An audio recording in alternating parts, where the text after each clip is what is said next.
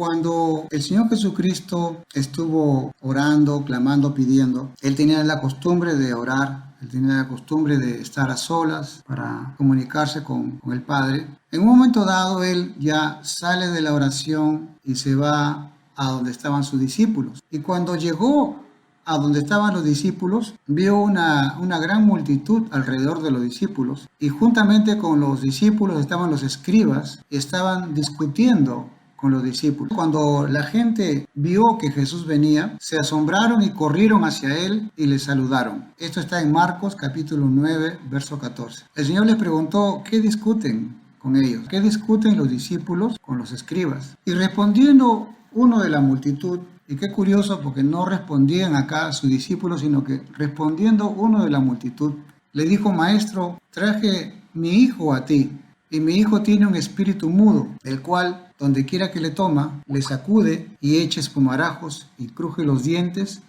y se va secando. Y le dije a tus discípulos que lo echen fuera, y no pudieron. Y Jesús respondiendo les dijo, generación incrédula, ¿hasta cuándo he de estar con vosotros? ¿Hasta cuándo os he de soportar? Y Jesús dijo, traédmelo, y se lo trajeron. Y cuando el espíritu vio a Jesús, sacudió con violencia al muchacho, quien cayendo a tierra se revolcaba echando espumarajos. Jesús le preguntó al padre, ¿cuánto tiempo hace que le sucede esto? Y él dijo, desde niño, y muchas veces le echan el fuego y en el agua para matarle. Pero si puedes hacer algo, ten misericordia de nosotros y ayúdanos.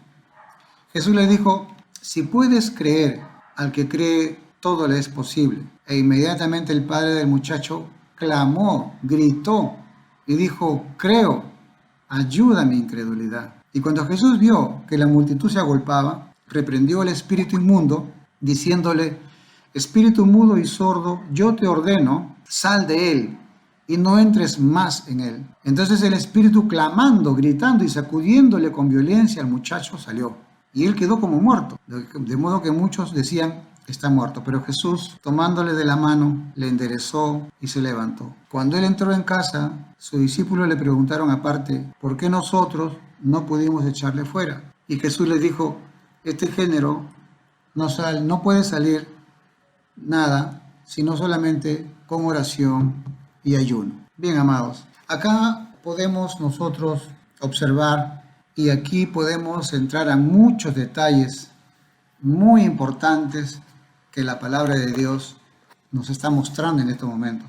Aquí, amado hermano, podemos encontrar cómo es que el Mesías, el Redentor, trata las cosas. O dicho de otra manera, cómo es que el reino de Dios con su rey viene y hace efecto en este mundo. Cómo es que el reino de Dios y su Mesías, nuestro Rey, nuestro Señor Jesucristo, impacta en las personas. Y cómo es que el Señor viene no solamente a hacerse presente en esta tierra, sino que el trabajo del reino de Dios con su Mesías, con el Rey, es casualmente liberar a la gente, es sanar, es despertar, es resucitar. Y aquí podemos darnos cuenta, amados, cómo es que el demonio había tomado a un joven de niño y lo tenía encadenado, y no solamente encadenado,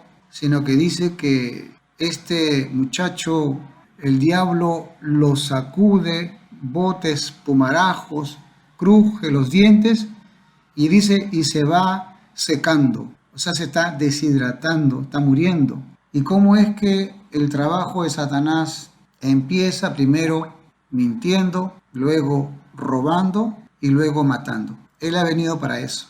Es su trabajo de Satanás en las personas. El Señor Jesucristo tenía costumbres personales de estar comunicado con papá. En el ejemplo de él podemos ver cómo es que el ser humano tiene que estar en armonía con Dios.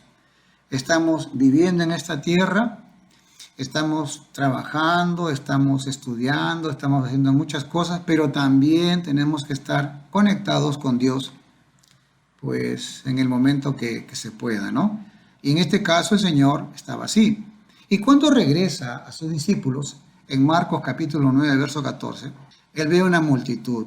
Y en esa multitud estaban los escribas que estaban discutiendo con los discípulos. ¿Y qué es lo que discutían? Discutían la manera como liberar a este muchacho de Satanás. No se olvide que en el desarrollo de la vida espiritual de Israel, como hasta ahora también hay un ministerio de liberación de demonios. Pero en este caso, ni los discípulos del Señor, ni los escribas pudieron liberarlo a este muchacho. ¿Qué estamos viendo acá? Estamos viendo, amados hermanos, una disputa, una pelea. Estamos viendo una discusión. Estamos viendo una rivalidad. Estamos viendo un debatir, un polemizar, un argumentar, un razonar, un refutar, un contradecir, una pelea, una batalla entre, evidentemente, dos escuelas. Primero, la teología rabínica, los escribas, ellos seguramente que han estado tratando a este muchacho y no podían sacarle ese demonio. Y seguramente que este papá acude a Jesucristo y no lo encuentra, pero se encuentra con sus discípulos y tampoco los discípulos podían hacer. Y podemos imaginarnos claramente cómo es que los escribas seguramente le discutían a los discípulos, eso no es así, es así, es asá, y los discípulos le decían, no, esto se puede hacer de esta manera, pero había un pequeño problema, es que los discípulos por sí solos no podían hacer nada si es que primero no venía el Señor, el Rey, aquel que triunfó sobre Satanás. Y por eso es que el Señor Jesús le dice, ¿qué cosa discuten? O sea, ¿en qué consiste este choque teológico entre ustedes dos grupos? Los escribas y los discípulos de Jesús. Mientras el Señor le preguntaba eso a sus discípulos, vino el papá del chico. Y aquí podemos claramente ver en la palabra, en el verso 17 de Marcos capítulo 9, y dice, respondiendo uno de la multitud, el Señor Jesús dijo, ¿qué discuten? Y aparece el papá de este chico.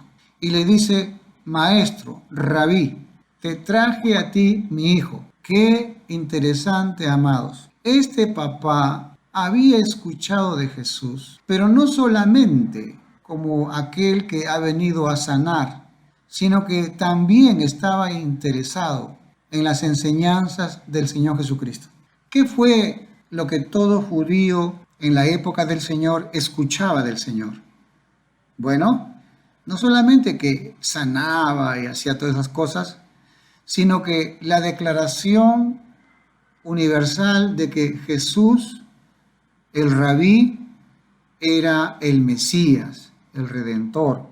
Usted a cualquier judío hoy le pregunta a usted quién es el Mesías y todo el mundo va a decir, esperamos al Mesías. Eso es parte de la fe judía hasta ahora. Porque cuando venga el Mesías, Él va a acabar con el pecado, va a acabar con el hambre, va a acabar con la desigualdad, y va a acabar con la esclavitud, va a acabar con los ricos y va a acabar con los pobres. Él va a tomar el control y el mundo va a cambiar y no va a haber enfermedad y muchas cosas más. El pueblo judío piensa que el Mesías va a hacer algo visible, algo en un tiempo específico y lo ponen siempre en el futuro inmediato. Pero qué diferente es cuando tú escuchas de que ese Mesías que algún día va a venir, ahora ya está acá. Y ahí están las señales que Jesús hacía. Y por eso es que este papá que tenía a su hijo endemoniado, dice la palabra que fue a buscarlo a Jesús, pero que no lo encontró y que lo encontró a sus discípulos. Y ahí empieza el problema y ahí empieza el debate teológico. Aquí podemos sacar varias conclusiones. Donde hay discusión teológica no está Jesucristo. Donde hay pelea, donde hay discusión, donde hay pleito, donde hay celo, ira, contienda, ahí no está el Señor Jesucristo. Donde no hay solución, donde se discute por problemas y los problemas persisten, evidentemente que ahí no está el Señor. Porque el Señor Jesucristo ha venido a deshacer las obras de Satanás. Y claro, tenía que hacerse presente el Señor en esta discusión, en esta pelea con el mundo judío, con la teología judía, para poder definir quién tiene la razón y quién es el que tiene el poder y la autoridad para poder restaurar las almas de las personas, y en este caso a este muchacho que tenía un espíritu mudo, o sea, no quería hablar este demonio. Y a este muchacho no solamente lo tenía mudo, atado, sino que estaba totalmente encarcelado en el mundo de los demonios. Testimonios de hermanos y hermanas que han estado endemoniados cuentan de que en su vida privada, dentro de su cabeza, escuchan un montón de voces y cada vez más y más y más y más, de tal manera que la persona pierde la comunicación con el exterior y prácticamente se quedan a merced de Satanás y escuchan muchas cosas de Satanás. Odia a tu padre, mata a tu madre, mátate, tú no sirves, y un montón de cosas, amados hermanos. Y fue así como este muchacho lo tenían atado y no podía reaccionar. Es terrible estar amarrado, atado a este tipo de demonios. Y por eso es que en su desesperación prefería morir antes de tener dentro esos demonios terribles. Podemos claramente ver cómo el Señor Jesucristo recibe a este papá. El papá le muestra y dice que tiene un espíritu mudo, el cual donde quiera que le toma le sacude y echa espumarajos y cruje los dientes y se va secando. O sea que vemos que ya el papá tiene una idea qué es lo que le pasa a ese muchacho. Vemos también que los escribas le habían dicho al papá, tu hijo está endemoniado. Vemos también que los discípulos del Señor Jesucristo también le dijeron, el resultado del diagnóstico es este. No tiene enfermedad, no tiene nada.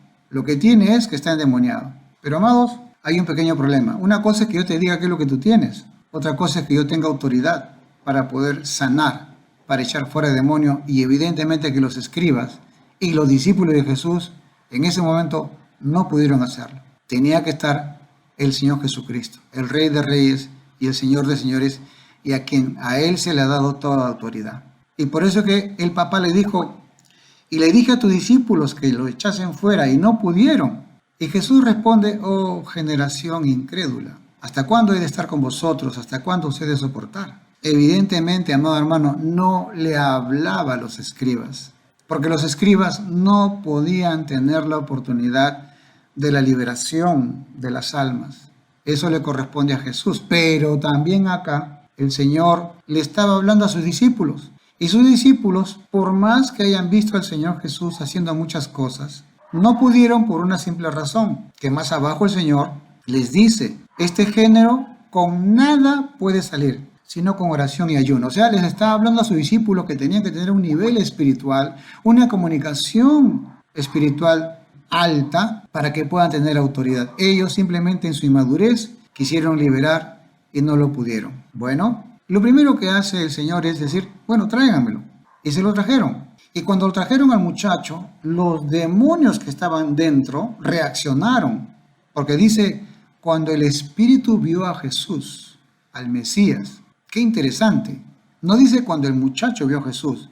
Dice, y cuando el Espíritu vio a Jesús. Dice que sacudió con violencia al muchacho, quien cayendo en tierra se revolcaba echando espumarajos. Evidentemente que vemos acá la reacción de Satanás, porque llegó su fin, porque llegó a verlo a quién, al Mesías, al Redentor, a aquel que ha venido para la liberación, el que tiene autoridad. Y por eso es que el demonio, viéndose ya vencido, viéndose que su tiempo de flagelo a este muchacho ya se había terminado, porque solamente apareció el que tiene autoridad para echarlo a Satanás. Aquí podemos, amado hermano, terminar la historia, pero no, sigue. Lo curioso del caso es que el Señor Jesús no le dice a este muchacho, espíritu sordo y mudo, yo te mando, sal de él y no entres más en él. No, el Señor le preguntó al Padre, ¿cuánto tiempo hace que le sucede esto? Y él dijo, desde niño, y muchas veces le echan el fuego y en el agua para matarle. Qué interesante, amado, de que frente a un hecho de que el diablo entra en la persona, aquí el Señor nos enseña que ese joven no está solo. ¿Por qué? Porque tiene a la familia, al papá y a la mamá. Y el Señor le pregunta al padre, ¿por qué el Señor va a la cabeza de familia? Porque tiene responsabilidad los papás sobre los hijos. Algo han hecho para que Satanás tenga la autoridad de poder entrar a ese niño. Por eso el Señor le pregunta, ¿cuánto tiempo hace que le sucede esto? Y muchas veces, hermano, esta pregunta es muy importante porque cuando usted va al doctor, cuando usted va a la consulta y le cuenta al doctor todo lo que tiene, el doctor le pregunta, ¿desde cuándo usted tiene este dolor? Y tú le dices, hace 2 años, hace 3 años, y te pregunta, ¿y qué hiciste? ¿Qué hiciste anteriormente al dolor para que te venga el dolor?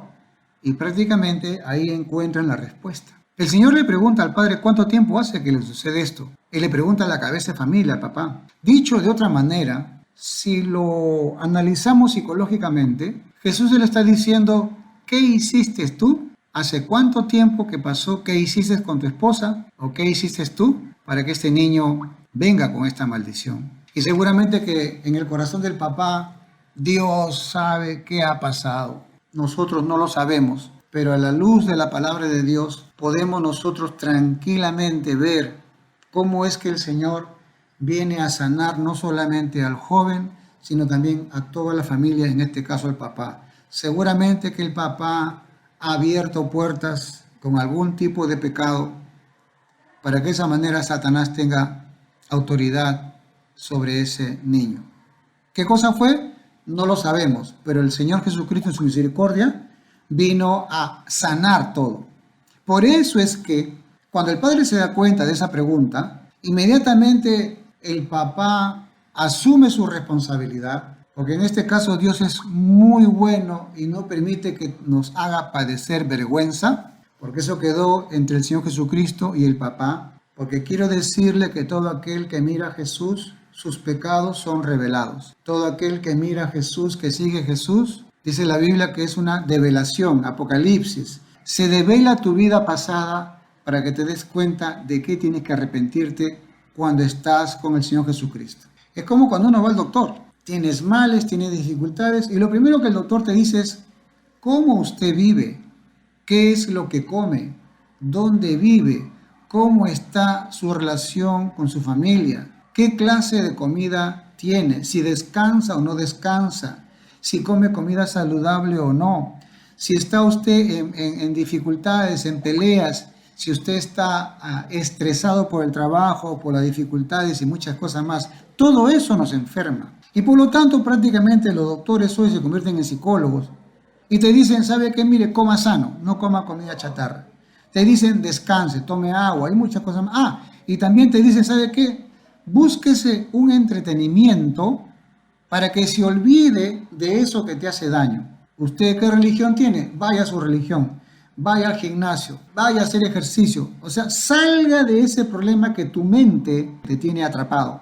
Qué interesante, amado. Y por eso es que el Señor Jesús, porque frente a Él nadie puede esconder nada, porque cuando Él te mira, cuando Él te toca, cuando siente su presencia, lo primero que el Señor te redarguye, te reprende, te exhorta, pero para que te des cuenta de qué tienes que arrepentirte. Por eso es que vemos acá cómo este papá, al verse descubierto, al verse a lo mejor de qué había fallado, ¿sabe lo que dice el papá? Le dice el Señor, ten misericordia de nosotros y ayúdanos. Bueno, a ojos vista, nosotros podemos decir que el papá, pues, ¿qué tiene que ver en este asunto? Tiene que ver mucho, amado, en el mundo espiritual.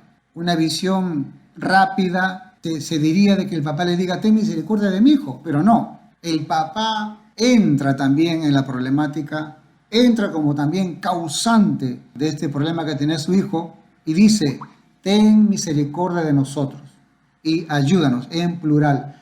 Se involucra también.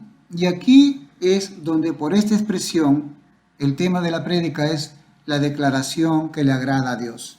¿Cuál es la declaración que le agrada a Dios? Señor, ten misericordia de nosotros y ayúdanos. El Señor nunca va a responder, mira, Él es el malo, ella es la mala. No, somos malos, perdónanos, Señor, porque también tengo algo de culpa en esto. Y entonces cuando el Señor Jesús escucha esa declaración, ¿qué es lo que le agrada a Dios? Porque esta declaración, amados, no solamente lo da este papá con su hijo endemoniado. Si vamos a la palabra de Dios y vamos al Antiguo Testamento, ahí vemos que, por ejemplo, Nehemías, cuando se entera que Jerusalén está devastada y empieza a orar a Dios, dice, Señor, nosotros hemos pecado, yo y mi casa hemos pecado, perdónanos, Señor. Qué interesante, amado hermano, cómo es que todos estamos involucrados de una u otra manera, y aunque usted no lo crea, en los asuntos de familia, de trabajo, estamos todos involucrados y todos tenemos parte en el problema. Por eso es que la oración no es, Señor, ten misericordia de ellos. No, ten misericordia de nosotros y ayúdanos. Este hombre estaba buscando cuál es la razón de por qué su hijo estaba endemoniado. Este hombre estaba buscando y preguntó y fue a los sabios, a los escribas. Y los escribas le dijeron, bueno, mira, o sea, que sabemos que te está endemoniado, no sabemos más. Fueron a los discípulos, también está endemoniado. Y los discípulos se pusieron a echar fuera demonios, no lo pudieron. Pero aquí, amado hermano, tenemos la oportunidad de acudir a Jesucristo, que Él llega al fondo del asunto y te dice cuál es tu problema y cuál es la raíz de lo que estamos padeciendo. Y que por eso también sufren los hijos. Y también la Biblia dice los hijos y los hijos de los hijos. Aquí podemos, amado hermano, hacer un pequeño paréntesis y entender que todo lo que hacemos, decimos o sentimos, eso inmediatamente afecta a los que están a nuestro alrededor y sobre todo a los hijos. No importa que tu hijo esté lejos o cerca, si en tu corazón tú vives con rencor y muchas cosas más, ese rencor afecta a los hijos. Esa falta de perdón afecta a los hijos y estamos prácticamente dándole puertas abiertas a Satanás para que pueda afectar a los hijos. Y por eso los matrimonios deben de vivir en paz, en armonía, en cuanto sea posible, decía Pablo. Esto es muy terrible, amados, para los casados. ¿Cuánto daño hacen que papá y mamá peleen y discutan y muchas cosas más? Entonces, volviendo al tema, este hombre, este papá, al verse descubierto frente al Redentor, en la cual el Redentor, el Mesías, dijo, yo no he venido a condenar lo que pasó, he venido yo solamente a solucionar. No te condeno por lo que has hecho, porque ahí está la consecuencia. No, yo vengo a solucionar tu problema, vengo a perdonarte a ti y vengo también a echar fuera el demonio a este muchacho. Y aquí viene algo que Jesús le dice en el verso 23. Le dice, si tú puedes creer, al que cree, todo le es posible. Evidentemente, amado hermano, aquí está la llave que abre el creer, el tener fe, el tener emuná. Cuando abrimos nuestro corazón y dejamos que el Señor escudriñe nuestros corazones, realmente uno se da cuenta que necesita de Jesucristo porque sin Él no podemos hacer nada. Y el Señor le lanza una proyección, le lanza un don, una emuná, una fe, le regala un don, un talento y le dice, mira, si tú puedes creer, al que cree todo le es posible. El Señor no es que a este papá lo reta a creer, no. Él primero le da la unción, le da la fe, le da el don para que este papá lo pueda utilizar. Y este papá le responde y le dice, inmediatamente el padre del muchacho gritó, clamó y dijo, yo creo, ayuda a mi incredulidad. ¿Cómo no voy a creer en ti, Señor Jesús? Si veo tu misericordia, veo tu amor, veo tu paz, veo lo que tú has hecho. Veo que tú no condenas, no juzgas. Hoy en día nos hemos olvidado, amado hermano, de predicar que el Evangelio de Jesús no ha venido a condenar ni a juzgar, sino que para que tengan el gozo del Señor. Y este hombre también confiesa que necesita que su fe crezca. Eso viene después, pero le pide a Jesús, ayuda a mi incredulidad. Entonces acá vemos varias cosas que Jesús hace. Primero, este hombre, este papá, es dirigido por el Espíritu Santo para buscarlo a Jesús. No lo encuentra y esperó. Y mientras esperaba, ahí se peleaban los escribas y los discípulos de Jesús. Hasta que apareció el Señor Jesucristo y él dice que inmediatamente no espera que los escribas No espera que los discípulos hablen con el Señor, Él se va de frente a hablar con el Señor. Pues dice, respondiendo uno de la multitud, le dijo, maestro, le dijo, rabí. Ahí está la primera instancia para que de esa manera podamos acudir a Jesús. Y dijo, el que viene a mí no le echo fuera. Segundo, el Señor pregunta. Y nos pregunta hasta ahora, ¿no? ¿Desde cuándo este muchacho está padeciendo esto? Y esa es la gran pregunta que el Señor también nos hace a nosotros. ¿Cuánto tiempo que padeces eso? ¿Cuánto tiempo hace que estás padeciendo cuando yo estoy acá contigo? Hace 2000 años, hermanos, que Jesús vino y vino a solucionar nuestros problemas y seguimos postergando la solución de nuestros problemas cuando lo tenemos a la mano al Señor Jesucristo. Esa es la importancia de estar con Él, porque cuando uno ora, la oración no se convierte en un monólogo de peticiones, no, se hace un intercambio, como en este caso el Señor Jesucristo intercambiaba con este papá para poder ayudarlo. Qué terrible, amados hermanos, es los problemas, las dificultades que todos hemos pasado, pero qué maravilla es que uno le diga al Señor, Señor, ten misericordia de nosotros. No solamente ten misericordia de mi hijo, de mi esposo, de mí también, Señor, y ayúdanos, por favor. Este hombre solo y únicamente acudió a Jesucristo. Vio que los escribas no podían, vio que los discípulos no podían, este hombre acudió al Señor. Exactamente lo que tenía que hacer. Y en la disposición y en la humildad y en el reconocimiento de las cosas que hizo.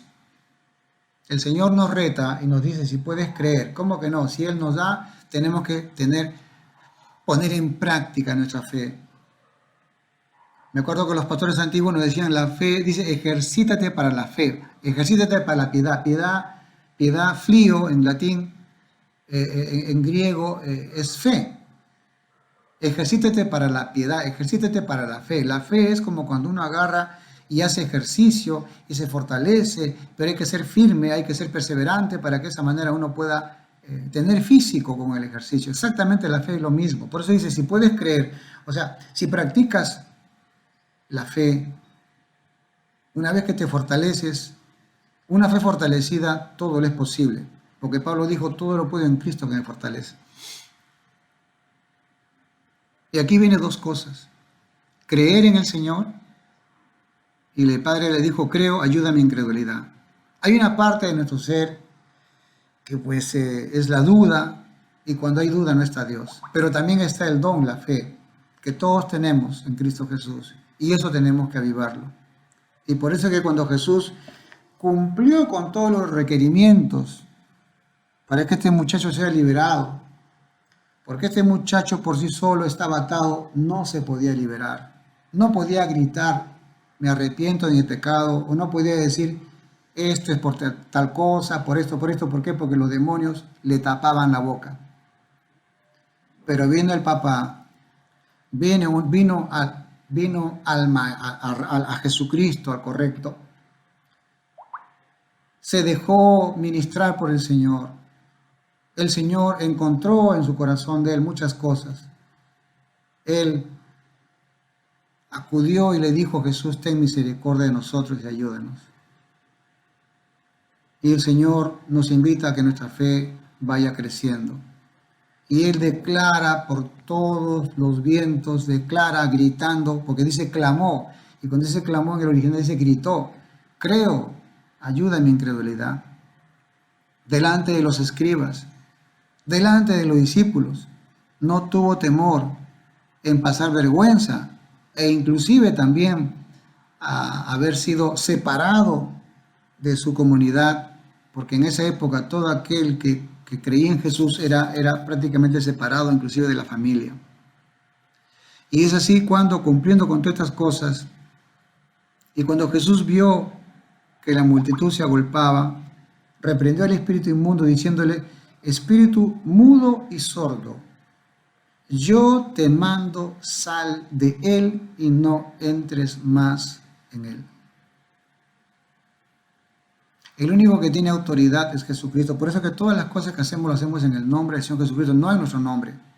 Nosotros podemos querer muchas cosas, pero no, el Señor tiene que tener autoridad. Y Él es el que tiene autoridad. Y tenemos que darle la autoridad a Él. No nosotros, porque Él es el que tiene toda la autoridad. Y mire usted, declara quién es el demonio, mudo y sordo. Qué terrible que este muchacho no podía ni hablar ni escuchar. Y estaba en ese mundo atado con estos demonios. Y dice, yo te mando, yo te ordeno. ¿Por qué? Porque toda potestad le ha sido entregada al Señor Jesucristo. Y dice, sal de él, y le pone un sello, y no entres más en él. El espíritu clamando y sacudiéndole con violencia salió, y él quedó como muerto. De modo que muchos decían, está muerto. ¿Cómo no va a estar hemipléjico de todo el tremendo daño que Satanás había hecho en todos sus órganos, en toda su psicología, en todos sus sentidos? Pero acá una vez más el Señor Jesucristo, pero Jesús tomándole de la mano le enderezó y se levantó. Mire usted cómo es el Señor, que lo que empieza lo termina de una manera maravillosa. Cómo es que el Señor Jesucristo no solamente ayuda a los discípulos a que no discutan, que no pelean, porque la palabra de Dios, el reino de Dios no es para discutir, no es para pelear, es para actuar. Vemos acá cómo el Señor atiende a un hombre desesperado, atiende a un papá que el hijo estaba con un tremendo problema. Y el Señor va al origen del problema. ¿Cuál es? El papá. El papá. Por el papá empieza el arrepentimiento, por el papá empieza el reconocimiento, por el papá, por los padres, empieza la solución a los problemas. ¿Por qué? Porque simplemente el papá es cabeza y el Señor va directamente a la cabeza. Y esto, amado hermano, que sirva para nosotros como padres, como madres, que tenemos que tener cuidado con lo que hacemos porque eso va a repercutir en los hijos. El Señor lo ministra a él. El Señor le habla a él, no lo condena, no lo juzga. A ver, vamos a analizar, a ver, vamos a preguntar, a ver, vamos a tratar el tema. Y no sé usted si se da cuenta, pero no le dice al muchacho, cree en mí. No le dice al muchacho, acepta a Jesús como Señor y Salvador. La labor del Señor se centra en el papá. Al papá le dice, si puedes creer, al que cree todo le es posible. Y fue el papá que dijo, creo, ayuda a mi incredulidad. O sea, ese muchacho estaba con ese problema por culpa del papá, por culpa de los padres. Y por eso que él trata al papá. Y cuando el papá confiesa, ten misericordia, o sea, perdóname, Señor, por lo que he hecho. Ayúdanos. Y dice, frente a ti, al Mesías, al Redentor, yo creo, lo dice gritando. No podemos tener vergüenza nosotros de públicamente anunciar que creemos en Jesús como en nuestro Señor y Salvador. No podemos tener vergüenza frente a nuestro Señor Jesucristo, y Él dijo claramente que si tú te avergüenzas de Él, Él también se avergonzará de ti. Pero si tú lo proclamas a todas partes, el Señor también te va a reivindicar. Y fue así como una vez que terminó con el papá, ahora sí al hijo. Prácticamente estaba ganada la victoria sobre Satanás. Y el Señor manda a quitar el demonio. E inmediatamente el Señor toma de la mano a este muchacho, lo endereza y lo levanta. Y eso es lo que el Señor Jesucristo hace con todos nosotros. Nos toma de la mano, no nos castiga, no nos condena, no nos mete el lapo, no nos da cachetadas. No, nos toma de la mano y nos endereza y nos levanta para seguirlo a Él. Así que, amados, y ahora viene el problema.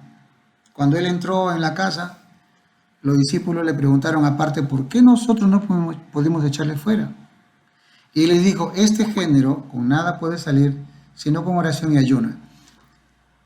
Acá el Señor le está diciendo a sus discípulos que recién están empezando en el ministerio, que no pueden meterse en esas cosas. Esto es cuando ya han alcanzado madurez.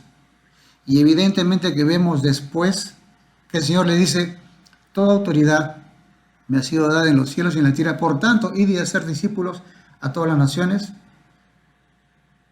echando fuera demonios, sanando enfermos, ahí recién. ¿Pero cuándo?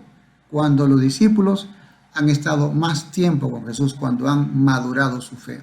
Qué interesante, amados, esta tremenda experiencia con el Señor, en la cual podemos claramente ver cómo el Señor nos hace una especie de enseñanza en el reino de los cielos. Cómo es que el Señor Jesucristo, amado hermano, nos permite a través de su palabra entender muchas cosas que se manejan en el reino de los cielos. Nosotros no dependemos del coronavirus, no dependemos de las dependencias hospitalarias. Eso es en el mundo natural. Nosotros también nos movemos en el mundo espiritual. Y hay enfermedades espirituales, hay enfermedades lo que le llaman psicosomáticas, hay enfermedades del alma, del corazón, donde los mismos doctores, ellos dicen, me acuerdo cuando vamos a los hospitales y yo tengo que hablar con el jefe de emergencia o con alguien que está ahí, pidiéndole permiso para entrar, porque a veces hay horas en las cuales la gente no puede entrar, no es hora de visita, pero por razones de emergencia. Entonces me presento, le digo, disculpe, soy pastor evangélico y he venido por una familia y me dijo, bienvenido pastor, muchas gracias, necesitamos de ustedes, porque los enfermos cuando ustedes vienen y les dan ánimos y les dan fe, su sistema inmunológico crece y prácticamente nos acorta el tratamiento que le damos a dar. ¿Cómo no? Por supuesto que sí. Los doctores dicen que son enfermedades psicosomáticas y que psicología nada más. Pero bueno, lo importante es que reconocen la labor de los siervos de Dios en el mundo espiritual. Por eso les digo, no solamente hay enfermedades físicas, hay enfermedades espirituales. Así que, amado, acá tenemos una tremenda enseñanza de cómo opera el reino de Dios con su rey y cómo es que el Señor obra de una manera maravillosa. Todo el mundo, los escribas y los discípulos, enfocados en el endemoniado, y Jesús dijo, no, no es así. Pues digo, ¿hasta cuándo he de estar con ustedes? Tienen que madurar. El Señor hizo una labor perfecta, maravillosa, y ¿sabe qué? Restauró a la familia, restauró al hogar, restauró a lo que Dios ha creado del comienzo, Adán y Eva y sus hijos, dándole las gracias al Señor.